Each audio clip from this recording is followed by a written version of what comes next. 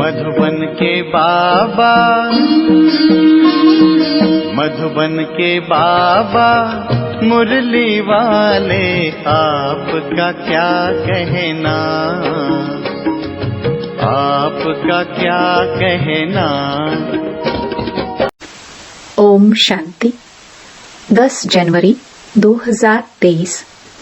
बाबा के महावाक्य। मीठे बच्चे, तुम्हारा ये मरजीवा जन्म है। तुम ईश्वर बाप से वर्षा ले रहे हो। तुम्हें बहुत बड़ी लॉटरी मिली है, इसलिए अपार खुशी में रहना है। प्रश्न: अपने आप को कौन सी समझानी दो तो चिंता समाप्त हो जाएगी, गुस्सा चला जाएगा। उत्तर: हम ईश्वर की संतान हैं। हमें तो बाप समान मीठा बनना है। जैसे बाबा मीठे रूप से समझानी देते, गुस्सा नहीं करते, ऐसे हमें भी आपस में मीठा रहना है। लून पानी नहीं होना है, क्योंकि जानते हैं जो सेकंड पास हुआ वह ड्रामा में पार्ट था। चिंता किस बात की करें। ऐसे ऐसे अपने आप को समझाओ तो चिंता खत्म हो जाएगी, गुस्सा भाग जाएगा। गीत। यही बहार है। ओम शांति। ये है ईश्वरीय संतान की खुशियों का गायन। तुम इतना खुशी का गायन सत्युग में नहीं कर सकेंगे। अभी तुमको खजाना मिल रहा है। यह है बड़े से बड़ी लॉटरी। जब लॉटरी मिलती है तो खुशी होती है। तुम फिर इस लॉटरी से जन्म जन्मांतर स्वर्ग में सुख भोगते रहते हो। ये है तुम्हारा मरजीवा जन्म। जीते जी मरते नहीं, उनका मरजीवा जन्म नहीं कहेंगे। उन्हों को तो खुशी का पारा भी चढ़ नहीं सकता। जब तक मरजीवा नहीं बने हैं, अर्थात बाप को अपना नहीं बनाया, तब तक पूरा वर्षा भी मिल नहीं सकता। जो बाप के बनते हैं, जो बाप को याद करते हैं, उनको बाप भी याद करते हैं। तुम हो ईश्वरीय संतान। तुम्हें नशा है कि हम ईश्वर बाप से वर्षा अथवा वर ले रहे हैं, जिसके लिए भक्त लोग भक्ति मार्ग में धक्का खाते रहते हैं। बाप से मिलने के लिए अनेक अनेक उपाय करते हैं। कितने वेद शास्त्र मैगजीन आदि अताह पढ़ते रहते हैं, परंतु दुनिया तो दिन प्रतिदिन दुखी ही होती जाती है। इनको तमो प्रधान होना ही है। यह बबुल ट्री है ना, बबुल नाथ फिर आकर कांटों से फूल बनाते हैं। कांटे बहुत बड़े बड़े हो गए हैं, बड़े जोर से लगते हैं। उसको अनेक प्रकार के नाम दिए हुए हैं। सत्युग में तो होते नहीं। बाप समझाते हैं यह है कांटों की दुनिया। एक दो को दुख देते रहते हैं। घर में बच्चे भी ऐसे कपूत निकल पड़ते हैं जो बात मत पूछो। माँ बाप को बहुत दुखी करते हैं। सभी कोई एक समान भी नहीं होते। सबसे जास्ती दुख देने वाला कौन है? मनुष्य ये नहीं जानते। बाप कहते हैं इन गुरुओं ने परमात्मा की महिमा गुम कर दी है। हम तो उनकी बहुत महिमा करते हैं। वो परम पूज्य परम पिता परमात्मा है। शिव का चित्र भी बहुत अच्छा है, परंतु बहुत लोग ऐसे हैं जो मानेंगे नहीं कि शिव कोई ऐसा ज्योतिर्बिंदु है, क्योंकि वह तो आत्मा सो परमात्मा कह देते हैं। आत्मा अति सूक्ष्म है, जो भ्रुकुटी के बीच में बैठी है। फिर परमात्मा इतना बड़ा आकार वाला कैसे हो सकता है? बहुत विद्वान आचार्य लोग बीके पर हंसी उड़ाते हैं कि परमात्मा का ऐसा रूप तो हो नहीं सकता। वो तो अखंड ज्योतिर्मय तत्व हजारों सूर्यों से भी तेजोमय है। वास्तव में यह रॉन्ग है। इनकी राइट महिमा तो बाप खुद ही बताते हैं। वह मनुष्य सृष्टि का बीज रूप है। यह सृष्टि एक उल्टा झाड़ है। सतयुग त्रेता में उनको कोई याद नहीं करते। मनुष्य को जब दुख होता है तब उनको याद करते हैं, हे भगवान, हे परमपिता परमात्मा, रहम करो। सतयुग त्रेता में तो कोई रहम मांगने वाला होता नहीं। वह है बाप रचयिता की नई रचना। इस बाप की महिमा ही अपरम अपार है। ज्ञान का सागर पतित पावन है। ज्ञान का सागर है तो जरूर ज्ञान दिया होगा। वह सत चित आनंद स्वरूप है, चैतन्य है। ज्ञान तो चैतन्य आत्मा ही धारण करती है। समझो, हम शरीर छोड़ जाते हैं तो आत्मा में ज्ञान के संस्कार तो है ही हैं। बच्चा बनेंगे तो भी वह संस्कार होंगे, परंतु ऑर्गन्स छोटे हैं तो बोल नहीं सकते। ऑर्गन्स बड़े होते हैं तो याद कराया जाता है तो स्मृति में आ जाता है। छोटे बच्चे भी शास्त्र आदि कंठ कर लेते हैं। ये सभी अगले जन्म के संस्कार हैं। अब बाप हमको अपना ज्ञान का वर्षा देते हैं। सारे सृष्टि का ज्ञान इनके पास है, क्योंकि बीज रूप है। हम अपने को बीज रूप नहीं कहेंगे। बीज में जरूर झाड़ के आदि मध्य अंत का ज्ञान होगा ना। तो बाप खुद कहते हैं, मैं हूँ सृष्टि का बीज रूप। इस झाड़ का बीज ऊपर है।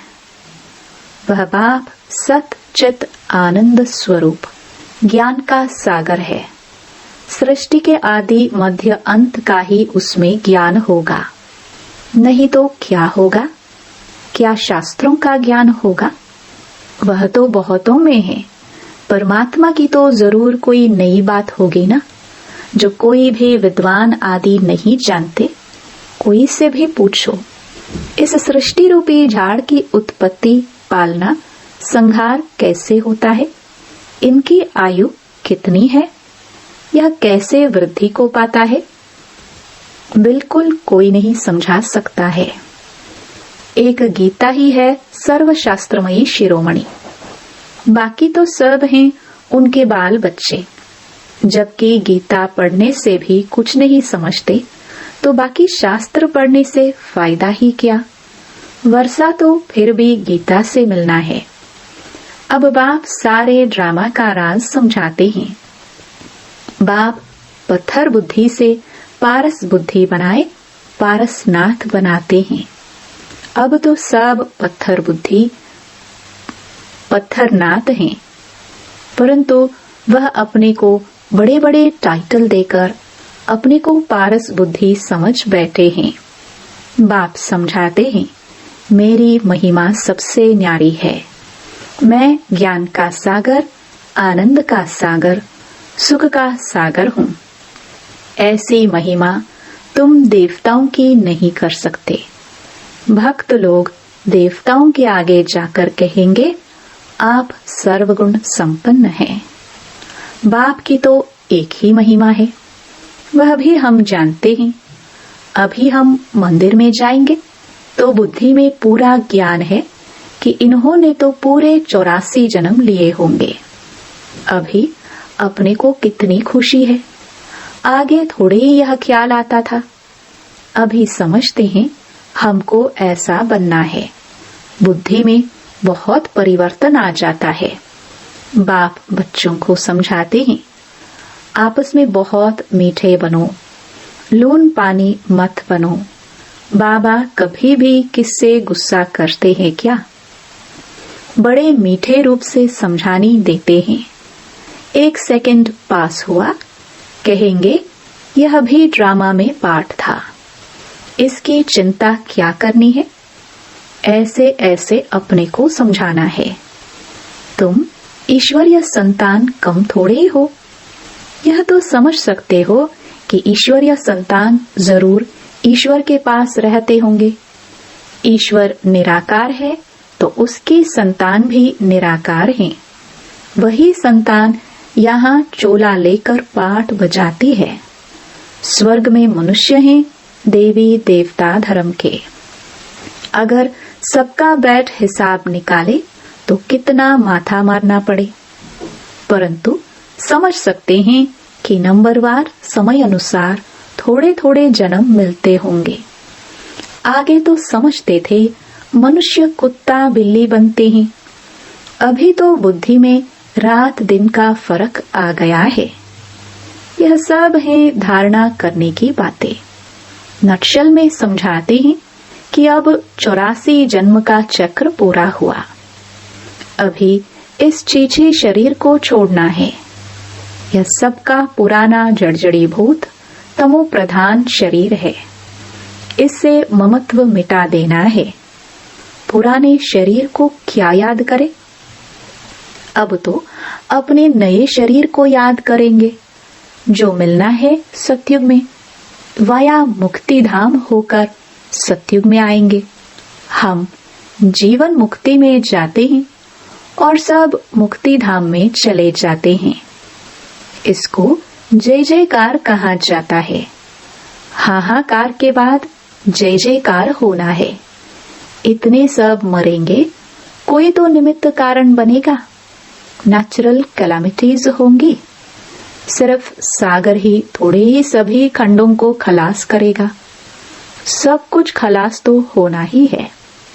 बाकी भारत अविनाशी खंड रह जाता है, क्योंकि यह है शिव बाबा का बर्थ प्लेस। तो यह हो गया सबसे बड़ा तीर्थ स्थान।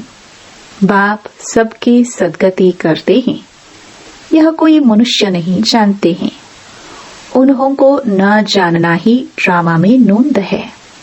तब तो बाप कहते हैं कि हे बच्चे, तुम कुछ नहीं जानते थे।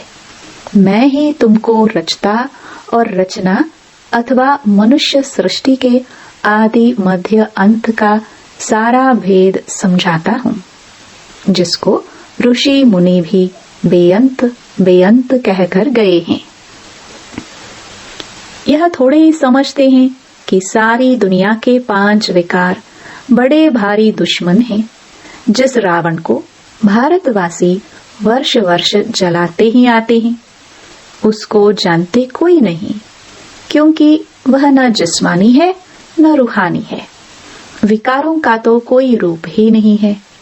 मनुष्य एक्ट में आता है तब पता पड़ता है कि इनमें काम का, क्रोध का भूत आया है। इस विकार की स्टेज में भी उत्तम, मध्यम, कनिष्ठ होते हैं। कोई में काम का नशा एकदम तमो प्रधान हो जाता है। कोई को रजो नशा, कोई को सतो नशा रहता है। कोई तो बाल ब्रह्मचारी भी रहते हैं। समझते हैं यह भी एक झंझट है संभालना। सबसे अच्छा उनको कहेंगे। सन्यासियों में भी बाल ब्रह्मचारी अच्छे गिने जाते हैं। गवर्नमेंट के लिए भी अच्छा है। बच्चों की वृद्धि नहीं होगी। पवित्रता की ताकत मिलती है। यह हुई गुप्त। सन्यासी भी पवित्र रहते हैं। छोटे बच्चे भी पवित्र रहते हैं। वानप्रस्थी भी पवित्र रहते हैं। तो पवित्रता का बल मिलता ही आता है। उन्हों का भी कायदा चला आता है कि बच्चे को इतनी आयु तक पवित्र रहना है। तो यह भी बल मिलता है। तुम हो सतो प्रधान पवित्र। यह अंतिम जन्म तुम बाप से प्रतिज्ञा करते हो। तुम सतयुग की स्थापना करने वाले हो। जो करेगा सो पवित्र दुनिया का मालिक बनेगा, नंबरवार पुरुषार्थ अनुसार। यह है ईश्वरीय कुटुंब। ईश्वर के साथ हम रहते हैं कल्प में एक बार बस।